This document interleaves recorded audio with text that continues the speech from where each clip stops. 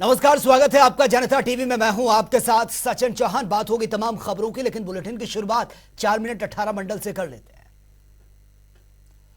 हरिद्वार में चोरों के हौसले बुलंद। चोरों ने सर्राफा की दुकान में ग्राहक बनकर चोरी की घटना को दिया अंजाम। सोने के आभूषण लेकर फरार, घटना सीसीटीवी में कैद। सुल्तानपुर में कलयुगी चाचा ने अपने भतीजे को उतारा गला घोटकर मौत के घाट। मृतक भतीजे की मां से था चाचा का वैध संबंध। पुलिस आरोपी को हिरासत में लेकर पूछताछ में जुटी। लखनऊ के बाजार खाला क्षेत्र में ऐशबाग पुल पर मिला है संदिग्ध बैग। संदिग्ध बैग में बॉम्ब होने की आशंका। बॉम्ब स्क्वाड की टीम ने जांच के बाद खोला बैग। बैग में निकले निजी जरूरी कागजात। मिर्जापुर के इलाके नारायणपुर में हुई है चोरी। ऐशो आराम के लिए की जा रही थी चोरी। वारदात में शामिल 4 सदस्यों के गिरोह का गिरफ्तार किया गया। रायबरेली के सलोन कोतवाली में तेज रफ्तार कार अनियंत्रित होकर चाय की दुकान में घुसी। दुकान में बैठी महिला की मौके पर ही दर्दनाक मौत। कार सवार लोगों को आई दर्दनाक चोटें। रामनगर में रोडवेज बस पुल से गिरी नीचे, ड्राइवर की मौके पर ही मौत। 8 लोग घायल। मौके पर पहुंची पुलिस, अस्पताल में भर्ती करवाया। उधम सिंह नगर में उत्तर प्रदेश में तैयार किए जा रहे फर्जी नोटों की फैक्ट्री का उत्तराखंड पुलिस ने किया खुलासा। उधम सिंह नगर पुलिस के कप्तान मंजूनाथ टीसी ने किया खुलासा। हल्द्वानी के मंडी चौकी क्षेत्र में महिला की उसके घर में ही गला दबाकर निर्मम हत्या। सूचना मिलते ही एसपी सहित पुलिस की टीम मौके पर पहुंची, छानबीन में जुटी। अमेठी में अपराधी हुए बेखौफ। पुलिस प्रशासन का जरा भी डर नहीं। अज्ञात युवक की गला काटकर हत्या से क्षेत्र में सनसनी। मिर्जापुर में पेड़ से लटका मिला नाबालिग का शव। इलाके में फैली सनसनी। पुलिस शव को कब्जे में लेकर जांच पड़ताल में जुटी। रामनगर में रोडवेज बस और पिकअप वाहन की जबरदस्त टक्कर। हादसे में रोडवेज बस चालक की मौत जबकि 6 यात्री घायल।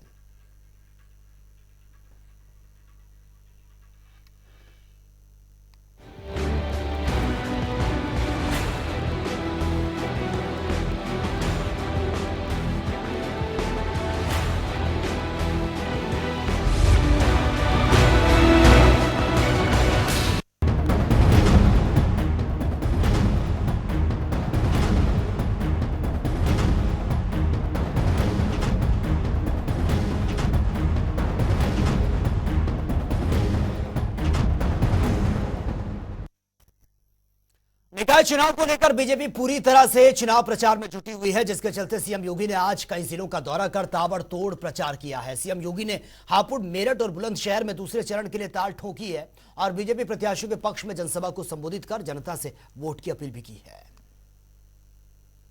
भैया बहनों, कोई सोचता था बुलंदशहर में भी अपना मेडिकल कॉलेज होगा?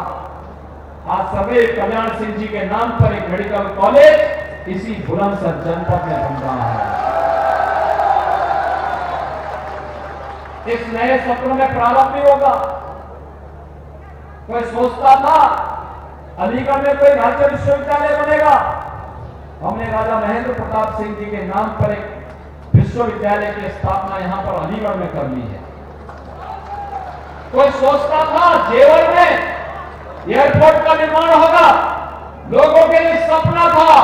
उत्तर प्रदेश वासियों के लिए, नोएडा और बुलंदशहर वासियों के लिए हकीकत है कि यार यहां पर दुनिया का सबसे बड़े एयरपोर्ट में से एक जेवर में बनने जा रहा है। कोई सोचता था यहां मेडिकल डिवाइस पार्क बनेगा, लेकिन आज ये हकीकत है, ये बनने जा रहा है, बन रहा है।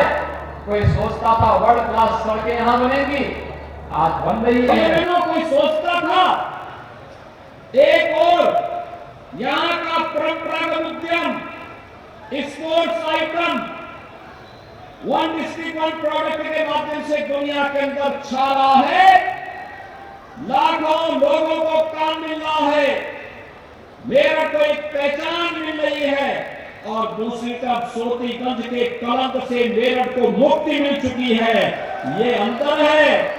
सोतीगंज 17 के पहले की सपा बसपा लोकदल की पहचान है, लेकिन आज स्पोर्ट्स आइटम के रूप में न केवल वन डिस्ट्रिक्ट वन प्रोडक्ट में मेरठ का प्रोडक्ट अपना स्थान दुनिया के अंदर बना रहा है।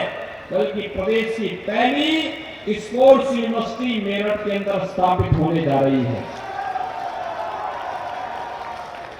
भैया बहनों, आज बड़े बड़े इंफ्रास्ट्रक्चर डेवलपमेंट के कार्य हो रहे हैं। आज Uttar Pradesh one district medical college की ओर भी बढ़ चुका है। कौन नहीं जानता है 1857 के प्रथम स्वतंत्र समर में कोतवाल धन सिंह भूजर जी के नेतृत्व में जब क्रांति की ज्वाला प्रज्वलित हुई थी, उसी का परिणाम है 1947 में देश आजाद होता है। भाइयों बहनों, आपने बदलते हुए भारत को देखा है। 9 वर्ष में प्रधानमंत्री मोदी जी के नेतृत्व में भारत की पूरी तस्वीर बदल गई है। एक नया भारत जिसके बारे में दुनिया की धारणा भी बदली है, दृष्टिकोण बदला है। आज भारत का नागरिक दुनिया के अंदर जहां कहीं जाता है, सम्मान की निगाहों से देखा जाता है। आज हमारा देश सुरक्षित है, बाह्य दृष्टि से भी और आंतरिक दृष्टि से भी। और इंफ्रास्ट्रक्चर डेवलपमेंट के जो कार्य हो रहे हैं, highway, railway, airport, AIIMS, IIT, IIM और तमाम अन्य प्रतिष्ठित संस्थाओं के साथ ही जो नए सिरे से भारत की पहचान बनी है, अब तो हमारा हापुड़ भी उसके साथ जुड़ रहा है। देश की पहली रैपिड रेल दिल्ली से गाजियाबाद हापुड़ होते हुए मेरठ को जोड़ेगी। और वे डिप्टी सीएम केशव प्रसाद मौर्य आज कासगंज के तीर्थ नगरी सोरो नगर पालिका परिषद क्षेत्र में पहुंचे थे, जहां पर डिप्टी सीएम ने बड़ी जनसभा को संबोधित किया। डिप्टी सीएम ने सोरो नगर पालिका परिषद से अध्यक्ष पद प्रत्याशी के समर्थन में जनता से बीजेपी के लिए वोट की अपील भी की है और साथ ही जनता से कहा कि भारी मतों से बीजेपी प्रत्याशी को जिताएं। बात झांकी है मेरे मित्रों, अभी जो विकास हुआ वो झांकी है, विकास की पूरी पिक्चर बाकी है। हमारे लिए सोरो उतना ही महत्वपूर्ण है जितना अयोध्या और काशी और मथुरा महत्वपूर्ण, जितना प्रयागराज महत्वपूर्ण। हमारी सरकार में सभी तीर्थ स्थलों का विकास किया जा रहा है और जब विकास होगा तो तीर्थयात्री आएंगे, तीर्थयात्री आएंगे तो लोगों को रोजगार मिलेगा। मिलेगा कि नहीं मिलेगा? रोजगार मिलेगा। भगवान की कृपा होती है तो कितने रास्ते खुल जाते हैं। हमारी सरकार ने वही कार्य किया है साहब। इसलिए 11 मई सोरो नगर पालिका के लिए ज्यादा महत्वपूर्ण है। और हमारे जो पार्षद प्रत्याशी कहाँ है लोग, आप सब अपने प्रत्याशी देखो, जो पार्षद प्रत्याशी हैं मैं आज सभागत होने के हाथ मैं इनके लिए इसलिए भी।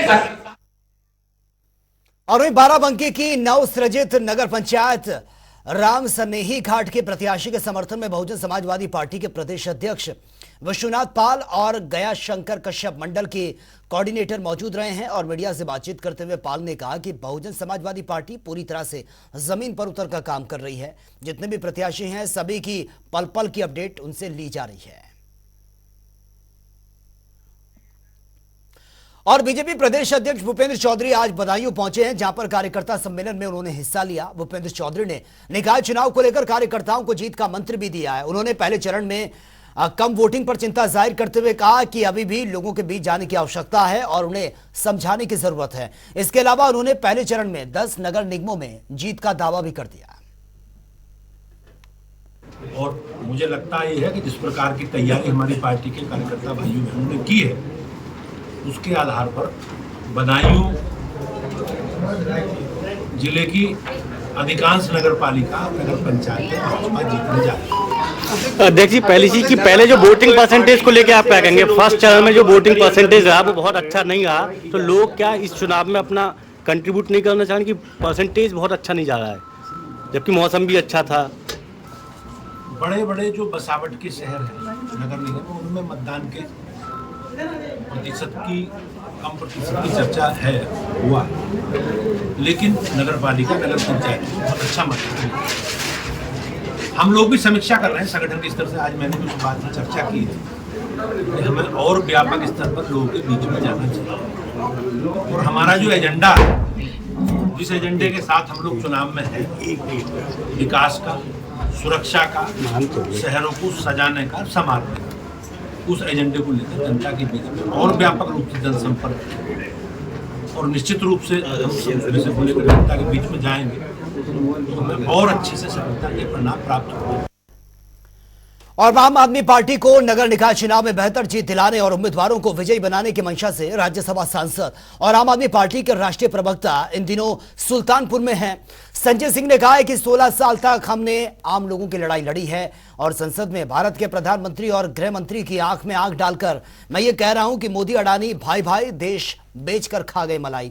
और केंद्र और यूपी में सरकार के बाद अब बीजेपी नेता निकाय चुनाव में तीसरा इंजन वो मांग रहे हैं। इसके बाद ग्राम प्रधानी के चुनाव में चौथा इंजन मांगेंगे, प्रमुख के चुनाव में 5वां इंजन और जिला पंचायत के चुनाव में 6ठा इंजन की बात करेंगे। तो वहीं आम आदमी पार्टी का इंजन दिए जाने की अब जरूरत है। यदि मैंने आपके लिए लड़ाई लड़ी है तो उसका वास्ता देकर वोट मांग रहा हूं। मुस्लिम एकता और भाईचारे के नाम पर डॉक्टर संदीप शुक्ला जी जीतने जा रहे हैं। यहां से हमारे जो सभासद के प्रत्याशी हैं वो चुनाव जीतेंगे, और आज मैं 4 सभाएं यहां पर करूंगा। इसके बाद भी यहां सभाएं करूंगा, रोड शो करूंगा। लगातार मैं सुल्तानपुर के लोगों से अपील कर रहा हूं, हमने जितने वादे किए हैं वो गारंटी है, वो सिर्फ वादा नहीं है, क्योंकि वादा तो टूट जाता है लेकिन हमारी गारंटी कभी टूटती नहीं, उसको हम पूरा करते हैं। House tax half, water tax माफ, पुराना बकाया जीरो, ये हम लोग करेंगे। शहर की सफाई का काम करेंगे, मोहल्ला क्लिनिक बनाने का काम करेंगे, एम्बुलेंस की फ्री सेवा चलाने का काम करेंगे। तो ये सारे काम करेंगे। हम एक बार फिर से सुल्तानपुर के लोगों से हाथ जोड़कर विनती करेंगे, अपील करेंगे कि संदीप शुक्ला जी को जिताइए। हमारे जितने भी सभासद के प्रत्याशी हैं उनको जिताइए। इस बार झाड़ू चलाइए। झाड़ू बहुत जरूरी है राजनीति की गंदगी को साफ करने के लिए। निकाय चुनाव के दूसरे चरण को लेकर सभी पार्टियों ने कमर कसना शुरू कर दिया और इसी सत्ता की दौड़ में बीजेपी ने कैबिनेट मंत्री स्वतंत्र देव सिंह को भी मैदान में प्रत्याशी के प्रचार के लिए उतार दिया है, जिसके तहत आज कैबिनेट मंत्री कानपुर देहात पहुंचे, जहां पर उन्होंने रनिया नगर पंचायत की प्रत्याशी साधना दिवाकर को जीत दिलाने के लिए कार्यकर्ताओं को संबोधित भी किया। प्रचंड बहुमत के साथ हम लोग चुनाव जीतने जा रहे हैं। उसके पीछे कारण है, नंबर 1 देश के सम्मान के लिए, नंबर 2 गरीब के कल्याण के लिए। जो गरीब कल्याण योजनाएं देश के अंदर, जिनका अपना करोड़ों लोगों का आवास नहीं था, करोड़ों लोगों का बैंक अकाउंट नहीं था, करोड़ों लोगों का शौचालय नहीं था, आज सभी घरों में शौचालय है, करोड़ों लोगों का अपना आवास है, सभी घरों के उत्तर प्रदेश में अपना बिजली का कनेक्शन है, गैस का कनेक्शन है। युद्ध नहीं बुद्ध चाहिए, इन शब्दों से प्रतापगढ़ में सुक्तानंद बौद्ध विहार गूंज उठा है, जहां पर थाईलैंड से आए बौद्ध भिक्षुओं के प्रतिनिधि मंडल ने भगवान गौतम बुद्ध की पूजा अर्चना की है। इसके साथ ही गौतम बुद्ध की प्रतिमा के साथ शहर में भव्य शोभा यात्रा निकाली गई है। इस शोभा यात्रा में सूचना आयुक्त किरण बाला चौधरी के साथ ही प्रतापगढ़ विधायक राजेंद्र मौर्य भी मौजूद रहे। आपका क्या शुभ नाम है? उदय सिंह। उदय जी, जो भगवान बुद्ध की शिक्षाएं हैं और नीतियां हैं वो उस समय उतनी प्रासंगिक नहीं थी जितनी आज की डेट में, क्योंकि आज की आपाधापी की ज़िंदगी में इतनी भाग दौड़ में लोग इतने स्ट्रेस से हैं। माने उन्होंने कहा संतोष रखे आदमी, है ना, और क्या नाम है, आप लालच बंद करें, है ना, और योग करें, ध्यान करें। ध्यान करेंगे तभी आप अपने लक्ष्य को प्राप्त कर पाएंगे, शांति मिल पाएगी। यदि हम संतोषी होंगे व्यक्ति तो हम अपने जिस स्थिति में हैं उसी में खुश रहेंगे, है ना। खुश रहेंगे तो हम आगे बढ़ेंगे, खुश रहेंगे तो हम परिवार की अच्छी देखभाल कर पाएंगे। तो आज के युग में भी जितनी प्रासंगिक उस समय थी भगवान की। और बरेली ऑल इंडिया मुस्लिम जमात के राष्ट्रीय अध्यक्ष मौलाना शाहबुद्दीन रजवी बरेलवी ने मीडिया को एक बयान जारी करते हुए कहा है कि पाकिस्तान के विदेश मंत्री बिलावल भुट्टो का खानदान पहले से ही पुराना भारत विरोधी रहा है। बिलावल भुट्टो के नाना जुल्फिकार अली भुट्टो 1972 में भारत आए थे और पूर्व प्रधानमंत्री श्रीमती इंदिरा गांधी के साथ शिमला समझौता किया गया था। उस वक्त बिलावल की मां बेनजीर भुट्टो भी साथ में थी और उनकी उम्र सिर्फ 19 साल थी। शिमला समझौता में यह तय हुआ था कि कश्मीर का मसला बातचीत के जरिए हल कर दिया जाएगा, लेकिन जब जुल्फिकार अली भुट्टो पाकिस्तान पहुंचे तो शिमला समझौते से पलट गए। फिर उन्होंने पाकिस्तान में आयोजित जनसभा में भारत के खिलाफ उग्र भाषण दिया। मौलाना ने कहा कि गत वर्षों भारत सरकार ने जम्मू कश्मीर में धारा 370 को खत्म करने का ऐलान किया तो उसके दूसरे ही दिन बिलावल भुट्टो ने कश्मीर का राग अलाप कर भारत के प्रधानमंत्री नरेंद्र मोदी जी के खिलाफ जहरीला भाषण दिया और कश्मीरियों के साथ झूठी हमदर्दी जाहिर की। पाकिस्तान के वजीर खारजा बिलावल भुट्टो आज भारत आए हुए हैं और ये वो शख्स है जिसने भारत के खिलाफ यूएनओ में तकरीर की और इसके अलावा इनका जो खानदान है वो पूरा खानदान पूरा भारत का पुराना विरोधी है, मुखालफत करता रहा है। आजमगढ़ में 11 मई को नगर निकाय चुनाव को लेकर होने वाले मतदान के लिए मतपत्र छपकर जिला मुख्यालय पहुंच गए हैं। विकास भवन के सामने बने स्ट्रांग रूम से मजिस्ट्रेट जल राजन चौधरी के निर्देशन में सभी तहसीलों के लिए मतपत्रों का जो बंडल था वो रवाना कर दिया गया है। मजिस्ट्रेट जल राजन चौधरी ने बताया कि आजमगढ़ में 3 नगर पालिका और 13 नगर पंचायतों को लेकर होने वाले चुनाव के लिए संबंधित तहसीलों में इन मतपत्रों को भेजा जा रहा है और वहां से एसडीएम और आरओ इन मतपत्रों को अलग अलग नगर निकाय क्षेत्रों में भिजवाएंगे। कर्नाटक के बेल्लारी में एक चुनावी रैली को संबोधित करते हुए प्रधानमंत्री ने कहा कि इस फिल्म में आतंकी साजिश का सच दिखाया गया है। पीएम मोदी ने फिल्म को लेकर कांग्रेस पार्टी पर जमकर निशाना साधा और कहा कि कांग्रेस पार्टी फिल्म पर बैन लगाना चाहती है। कांग्रेस पार्टी आतंकी प्रवृत्ति के साथ है। पीएम मोदी के इस बयान पर सपा के राष्ट्रीय प्रवक्ता अमित जमई का स्टेटमेंट भी सामने आया, वो सुन लेते हैं। जवानों को जहाज क्यों नहीं दिया? पूरा देश आपसे पूछना चाहता है कि हमारे जो सरहदें हैं जिस पर चाइना ने आक्रमण करके वहां पे कॉलोनीज बसा ली, आज चाइना हमारे शहरों के नाम बदल रहा है, आपका मुंह क्यों सिला है? कर्नाटका के लोग जानना चाहते हैं कि जो आरक्षण वहां की एजुकेशनल सोशल बैकवर्डनेस की बुनियाद पर माइनॉरिटीज को दिए गए थे, आपने उत्तर प्रदेश के ग्रेटर नोएडा में दुजाना गांव में कुख्यात गैंगस्टर अनिल दुजाना का शव जैसे ही पहुंचा, मेरठ में बुधवार को हुए एनकाउंटर में ढेर गैंगस्टर अनिल दुजाना के शव को लेकर उसके परिजन गांव पहुंचे थे। शव को देखते ही गांव में चीख पुकार मच गई, जनसैलाब उमड़ पड़ा। बड़ी संख्या में गांव की महिलाएं भी दुजाना के अंतिम संस्कार में पहुंची। गांव के ही शमशान घाट पर यह अंतिम संस्कार किया गया है। इस दौरान भारी संख्या में पुलिस फोर्स भी तैनात रही है। इससे पहले जैसे ही दुजाना के एनकाउंटर में मारे जाने की खबर मिली, उसके बाद से दुजाना गांव में मातम पसर गया। रेस को आए को भी घेर के एनकाउंटर करा, ना को मार धाड़, ना को रंगदारी, ना को वसूली, ना को धमकाने, कोई मतलब नहीं। रंगदारी से कोई मतलब नहीं। इसको अब तो जमान से बाहर आया था अभी ये नहीं बताया जा रहा है कि ये जो गवाह है आए थे वापस, उसके बाद में भी इन्होंने ना अभी तो 20 दिन उसको धमकाने ना उसने फर्ज लिखवाया था मुकदमा। वो खेड़ी के जयचंद की घरवाली, उसने पहले भी लिखवाया जब पहले आए थे जमान से। कहाँ से इसको पुलिस ने पकड़ा था? ये कड़कड़डूमा कोर्ट से। कड़कड़डूमा कोर्ट दिल्ली से? हाँ, वहाँ सरेंडर करने के लिए जा रहा था कोर्ट के बाहर से। हाँ। किस टाइम? ये हमको तो 3:30 बजे कभी पता पड़ा था। और देश में इस समय आईपीएल की सरगर्मियां जोरों शोरों पर हैं, जिसमें एक बड़े खिलाड़ी उभर कर सामने आए रिंकू सिंह ने पूरे देश के लोगों के दिलों पर अपनी एक छाप छोड़ दी है। अब अलीगढ़ में भी 10 दिवसीय एपीएल का आयोजन यह किया जा रहा है, जिसमें रिंकू सिंह को ब्रांड एम्बेसडर बनाया गया और इस खेल प्रतियोगिता में आयोजकों के बताए अनुसार रिंकू सिंह भी मौजूद रहेंगे और किसी एक टीम की ओर से बल्लेबाजी करते हुए नजर आएंगे। हालांकि रिंकू किस टीम से खेलेंगे ये अभी तक तय नहीं हो पाया है। इसकी जानकारी रिंकू ने खुद वीडियो कॉल करके भी दी है और फिलहाल इस खेल प्रतियोगिता की सारी जानकारी इसके आयोजक बंटी सिंह फकीरा ने दी है। ये देखिए।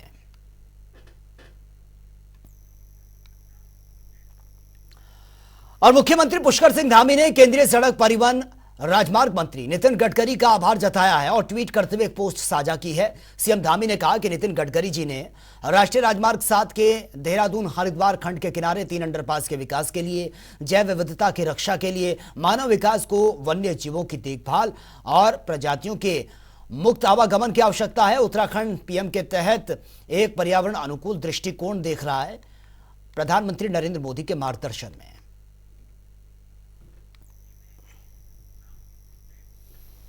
हल्द्वानी में नहर कवरिंग का काम बहुत ही धीमी गति से चल रहा है। यह सच्चाई अब किसी से छिपी नहीं है। आपको बता दें कि नगर निगम के बगल से सिंचाई विभाग की सड़क का चौड़ीकरण के लिए किए जा रहे नहर कवरिंग का काम अभी तक पूरा नहीं हो पाया। इस काम को पूरा करने के लिए डेडलाइन 23 मई थी, लेकिन फिर भी यह हाल है। बीते दिनों इसका कुमाऊं कमिश्नर से लेकर कई अधिकारी दर्जनों बार जायजा भी ले चुके हैं। पीडब्ल्यूडी से पिछले साल हमें ये पैसा मिला करीब 6 करोड़ 29 लाख के आसपास। तो मई में इसका अनुबंध हुआ था, मगर बारिश की वजह से मई के बाद जुलाई में बारिश शुरू हो जाती है तो काम नहीं हो पाया था। तो नवंबर से काम शुरू हुआ और विधिवत काम उसके बाद कार्य हो पाया। बीच में भी बारिश के मौसम खराब होने की काफ़ी दिक्कतें का सामना करना पड़ा। काफ़ी अतिक्रमण था और काफ़ी संग्रह रास्ता है, दोनों ओर मकान है। डेडलाइन 23 मई की है, 23 की। तो कोशिश करेंगे वर्षा काल से इसे पहले पूर्ण कर दिया है, जिससे लोगों को सुविधा मिलती है। लेकिन लग रहा है कि 23 मई तक पूरा होने 23 मई तक तो नहीं हो पाएगा, लेकिन जून फर्स्ट वीक और जून सेकंड वीक तक कराने के हम प्रयास करेंगे, क्योंकि बारिश के बाद 15 जून के बाद बारिश का हो जाता है। तो उससे पहले कम से कम इसे चिनाई कार्य पूर्ण हो जाए तो स्लैब तो बाद में डल जा सकते हैं। तो उसके पूरा प्रयास विभाग द्वारा किया जा रहा है। और उत्तराखंड में 22 अप्रैल से चारधाम यात्रा की शुरुआत ही हो चुकी है। देश से ही नहीं बल्कि विदेशों से भी श्रद्धालु चारधाम यात्रा करने उत्तराखंड पहुंच रहे हैं। लेकिन यात्रा में अव्यवस्थाएं इतनी हैं कि यात्री परेशानी है उनको हो रही है और प्रशासन पूरी तरह से मस्त है। ये रिपोर्ट आप देखिए।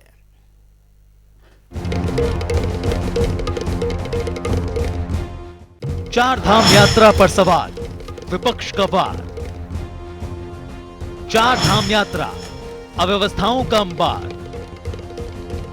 यात्रा पर सीएम की निगाह, फील्ड से मंत्री गायब। कल पहली बार रुद्रप्रयाग पहुंचे मंत्री सतपाल। यात्रा पर सवाल, मंत्री का गोलमोल जवाब। उत्तराखंड में चारधाम यात्रा की शुरुआत के साथ ही मौसम लगातार करवटें बदलता हुआ नजर आ रहा है, जिसकी वजह से चारधाम यात्रा बीच बीच में बाधित हो रही है। हालांकि मुख्यमंत्री पुष्कर सिंह धामी लगातार यात्रा की मॉनिटरिंग कर रहे हैं और प्रतिदिन अधिकारियों से यात्रा की फीडबैक भी लेते हुए नजर आ रहे हैं। लेकिन दूसरी तरफ भैरव ग्लेशियर टूटने से केदारनाथ यात्रा बाधित हो गई और समस्याओं को देखते हुए केदारनाथ यात्रा का रजिस्ट्रेशन 8 मई तक बंद कर दिया गया। लेकिन यात्रा में यात्रियों के लिए देवदूत बने एसडीआरएफ टीम लगातार यात्रा मार्गों को सुचारू करने और बर्फ हटाने के साथ ही यात्रियों को सकुशल उनके गंतव्य तक पहुंचाने का काम कर रही है। लेकिन इन सब के बीच उत्तराखंड के पर्यटन और धर्मार्थ मंत्री सतपाल महाराज कल पहली बार रुद्रप्रयाग पहुंचे। इससे साफ होता है कि पर्यटन मंत्री सतपाल महाराज यात्रा के प्रति कितने जागरूक नजर आ रहे हैं। मीडिया सतपाल महाराज से चारधाम यात्रा की व्यवस्थाओं के बारे में पूछने लगा तो मंत्री जी पर्यटकों की संख्या गिनाने लगे और बड़ी मासूमियत से कहकर पल्ला भी झाड़ लिया कि सारी गलती मौसम की है, इसमें हम क्या करें। और मंत्री जी यहीं नहीं रुके। मंत्री सतपाल महाराज गालिब के फैन निकले और अपना जवाब शायरी में देने लगे। और मंत्री जी जब अपना जवाब मासूमियत से दे रहे थे तो पता चल रहा था कि मंत्री जी सरकारी दबाव के चलते पहली बार रुद्रप्रयाग का दौरा करने आए हैं। आसमान बिगड़ता है या मौसम बिगड़ता है तो उसके लिए मंत्री क्या करे। पर चलिए मैं आपसे कहना चाहता हूं कि समय जो यात्रा है, यमुनोत्री की यात्रा जो है, इसमें 66,128 लोगों ने जो है कपाट खुलने के बाद दर्शन प्राप्त किए हैं। गंगोत्री धाम में 75,074 लोगों ने कपाट खुलने के बाद दर्शन प्राप्त किए हैं। 1,16,108 केदारनाथ में और 60,855 बद्रीनाथ के अंदर। ये कुल संख्या मिलाकर के 3,78,165 लोगों ने चारधाम में दर्शन प्राप्त किए हैं। मैं लोगों से आग्रह करूंगा, क्योंकि काफ़ी बर्फबारी हुई है, इसलिए जो सीनियर सिटीजन हैं वो थोड़ा सा देर में जब मौसम सुधर जाता है तब अपनी यात्रा की है। और आगे भी मेट्रोलॉजिकल डिपार्टमेंट की प्रेडिक्शंस हैं कि और भी बर्फबारी होगी और भी बारिश हो सकती है। तो मेरा विनम्र आग्रह है लोगों से कि आप अभी यात्रा को थोड़ा सा विराम दें। और सीनियर सिटीजन से मेरा विशेषकर आग्रह है। और जो बैकलॉग है उसको हम पूरा कर रहे हैं। थोड़ी कठिनाई बरसात से हुई है, बर्फ़ किसी के हाथ में नहीं है, बर्फबारी किसी के हाथ में नहीं है। एक फ्रीक आपको पता है नेचर आया है तो उसके कारण ये हो गया है। तो वहीं दूसरी ओर इन सब मुद्दों पर बीजेपी प्रदेश प्रवक्ता हनी पाठक का कहना है कि प्रदेश सरकार चारधाम यात्रा को लेकर पूरे तरीके से गंभीर है और खुद मुख्यमंत्री पुष्कर सिंह धामी लगातार यात्रा की मॉनिटरिंग कर रहे हैं। देखिए ऐसा है, जो चारधाम यात्रा चल रही है वो काफी सुचारू रूप से चल रही है और माननीय पुष्कर सिंह धामी जी भी उस पर लगातार नजर बनाए हुए हैं और जहाँ जब जब यात्रा रोकी जाए, कब कब यात्राओं को आगे करा जाए, उस पर लगातार नजर बनी हुई है और कोई भी प्रकार की कठिनाइयां नहीं आ रही है। हाँ, मौसम को लेकर थोड़ी बहुत कमी देखी गई थी, लेकिन जब मौसम की मार आई तो तुरंत ही अधिकारियों ने उसी समय यात्राओं को रोकने का दिशा निर्देश दिया गया और रजिस्ट्रेशन तुरंत उस समय बंद किया गया कि आवाजाही अभी न हो और जब सुचारू रूप से यात्राओं को तब शुरू किया जाएगा जब मौसम की मार थोड़ी ठीक होगी। लेकिन यात्रा व्यवस्थाओं को लेकर कांग्रेस लगातार सवाल उठाती नजर आ रही है। कांग्रेस प्रदेश अध्यक्ष करण माहरा का कहना है कि इस समय उत्तराखंड में 4 धाम यात्रा चल रही है और पर्यटन मंत्री सतपाल महाराज यात्रा को लेकर गंभीर नहीं। 4 धाम यात्रा जिससे उत्तराखंड के चारों धामों की पूजा अर्चना होती है, पूरे दुनिया से लोग माँ गंगा की, माँ यमुना की, बद्रीनाथ जी की, केदारनाथ जी की पूजा करने आते हैं। उसकी यात्रा के प्रबंधन की जिम्मेदारी जिस सरकार पे है, उसके दोनों महत्वपूर्ण मंत्री, टूरिज्म मिनिस्टर भी और स्वास्थ्य मंत्री भी गायब रहते। एक चुनावों में रहता कर्नाटका, उसके लिए चुनाव महत्वपूर्ण है बीजेपी का, लेकिन उत्तराखंड की जिससे पहचान होती है वो महत्वपूर्ण नहीं है। 4 धाम यात्रा महत्वपूर्ण नहीं है। लेकिन जिस तरह से मंत्री जी की यात्रा को लेकर कार्यशैली है, उससे साफ पता चलता है कि मंत्री सतपाल महाराज यात्रा को लेकर कितने गंभीर हैं। जनता टीवी के लिए देहरादून से नवीन शुक्ला की रिपोर्ट। तो फिलहाल इस बुलेटिन में मेरे साथ इतना ही, लेकिन तमाम खबरों के लिए आप बने रहिए जनता टीवी के साथ। नमस्कार।